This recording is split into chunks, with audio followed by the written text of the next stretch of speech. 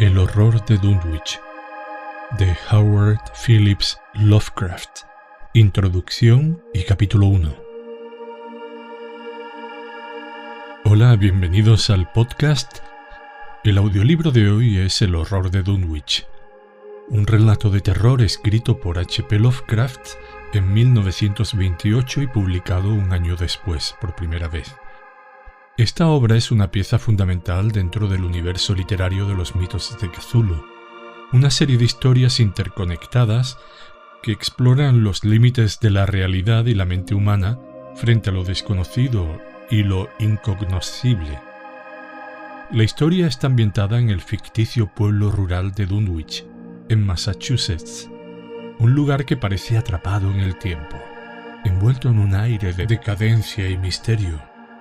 A través de una narrativa inquietante y detallada, Lovecraft nos presenta la tragedia de la familia Whately, particularmente la vida y los extraños sucesos que rodean a Wilbur Whately, un niño prodigio con un origen oscuro y secretos que desafían la comprensión humana. Con su atmósfera opresiva y su crescendo de terror cósmico, El horror de Dunwich es un ejemplo magistral de cómo Lovecraft combina lo sobrenatural con el terror psicológico. Nos invita a cuestionar la naturaleza de nuestra realidad y el lugar de la humanidad en un universo vasto y aterrador. Esta obra no solo ha dejado una marca indeleble en el género de horror, sino que también continúa inspirando a escritores y creadores a explorar los rincones más oscuros de la imaginación.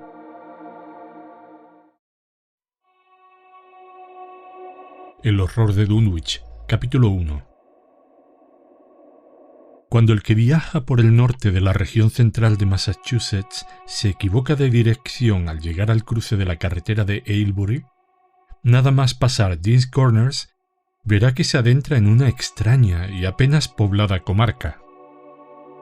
El terreno se hace más escarpado y las paredes de piedra cubiertas de maleza van encajonando cada vez más el sinuoso camino de tierra. Los árboles de los bosques son allí de unas dimensiones excesivamente grandes, y la maleza, las zarzas y la hierba alcanzan una frondosidad rara vez vista en las regiones habitadas. Por el contrario, los campos cultivados son muy escasos y áridos, mientras que las pocas casas diseminadas a lo largo del camino presentan un sorprendente aspecto uniforme de decrepitud, suciedad y ruina. Sin saber exactamente por qué, uno no se atreve a preguntar nada a las arrugadas y solitarias figuras que, de cuando en cuando, se ve escrutar desde puertas medio derruidas o desde pendientes y rocosos prados. Esas gentes son tan silenciosas y hurañas que uno tiene la impresión de verse frente a un recóndito enigma del que más vale no intentar averiguar nada. Y ese sentimiento de extraño desasosiego se recrudece cuando, desde un alto del camino, se divisan las montañas que se alzan por encima de los tupidos bosques que cubren la comarca. Las cumbres tienen una forma demasiado ovalada y simétrica como para pensar en una naturaleza apacible y normal, y a veces pueden verse recortados con singular nitidez contra el cielo unos extraños círculos formados por altas columnas de piedra que coronan la mayoría de las cimas montañosas. El camino se halla cortado por barrancos y gargantas de una profundidad incierta, y los toscos puentes de madera que los salvan no ofrecen excesivas garantías al viajero. Cuando el camino inicia el descenso, se atraviesan terrenos pantanosos que despiertan instintivamente una honda repulsión, y hasta llega a invadirle al viajero una sensación de miedo cuando, al ponerse el sol, invisibles chotacabras comienzan a lanzar estridentes chillidos y las luciérnagas, en anormal profusión, se aprestan a danzar al ritmo bronco y atrozmente monótono del horrísono croar de los sapos.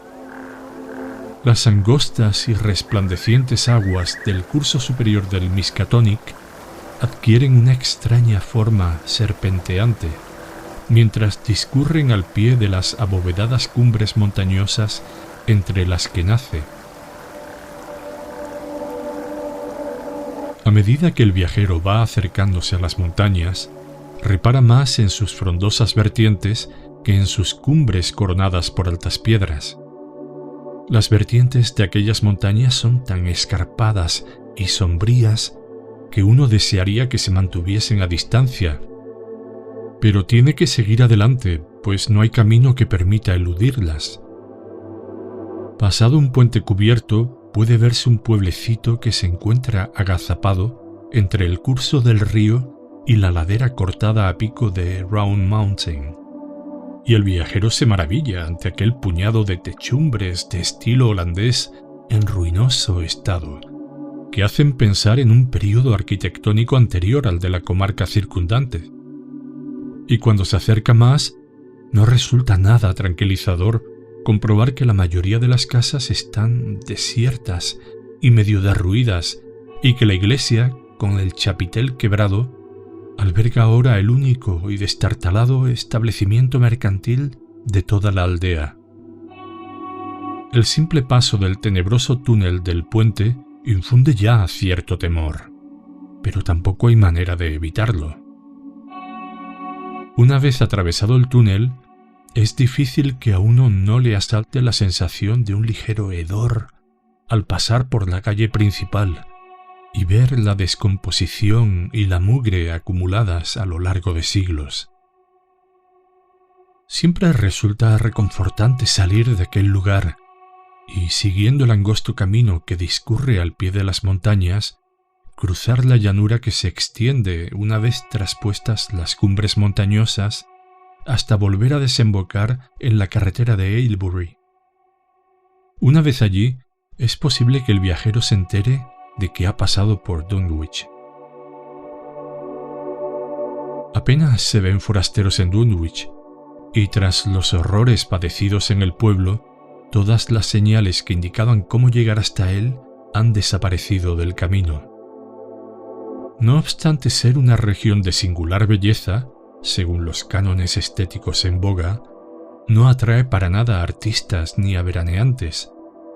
Hace 2 siglos, cuando a la gente no se le pasaba por la cabeza reírse de brujerías, cultos satánicos o siniestros seres que poblaban los bosques, daban muy buenas razones para evitar el paso por la localidad. Pero en los racionales tiempos que corren, silenciado el horror que se desató sobre Dunwich en 1928 por quienes procuran por encima de todo el bienestar del pueblo y del mundo, la gente elude el pueblo sin saber exactamente por qué razón.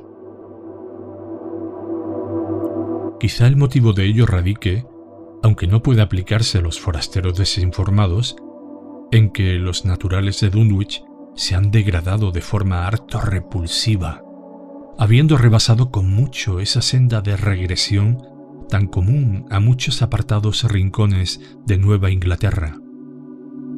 Los vecinos de Dunwich han llegado a constituir un tipo racial propio, con estigmas físicos y mentales de degeneración y endogamia bien definidos. Su nivel medio de inteligencia es increíblemente bajo, mientras que sus anales despiden un apestoso tufo a perversidad y a asesinatos semiencubiertos, a incestos y a infinidad de actos de indecible violencia y maldad. La aristocracia local, representada por los 2 o 3 linajes familiares que vinieron procedentes de Salem en 1692, han logrado mantenerse algo por encima del nivel general de degeneración, aunque numerosas ramas de tales linajes acabaron por sumirse tanto entre la sórdida plebe que sólo restan sus apellidos como recordatorio del origen de su desgracia. Algunos de los Whately y de los Bishop siguen aún enviando a sus primogénitos a Harvard y Miskatonic, pero los jóvenes que se van rara vez regresan a las semiderruidas techumbres de estilo holandés bajo las que tanto ellos como sus antepasados nacieron y crecieron.